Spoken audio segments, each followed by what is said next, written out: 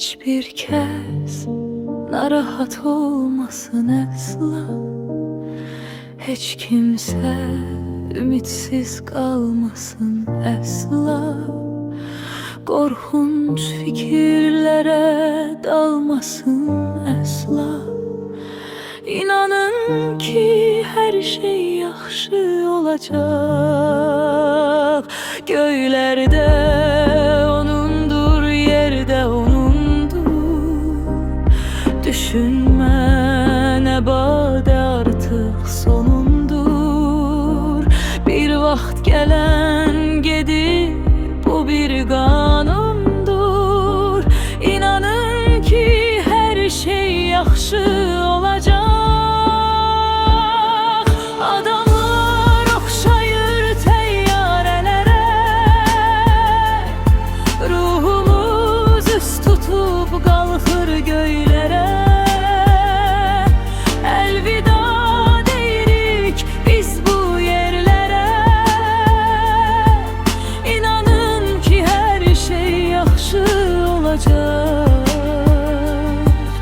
İnanın ki, hər şey yaxşı olacaq.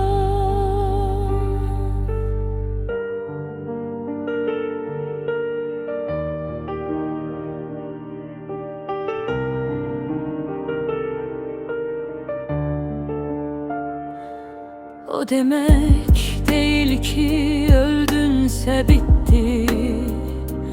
İnanın ki Allah bize rahmetti. Belki bu cür ölüm bize nimetti. İnanın ki her şey yaxşı olacak. Narahat olmayın, inanlı olun. Hiçbir şey etmeyin, yerinizde kalın. Allah'a güvenin, ondan güç alın. İnanın ki her şey yaxşı olacak. Adamlar oxşayır təyyarələrə. Ruhumuz üst tutub qalxır göylərə. Əlvida deyirik biz bu yerlərə. İnanın ki hər şey yaxşı olacaq. Adamlar oxşayır təyyarələrə.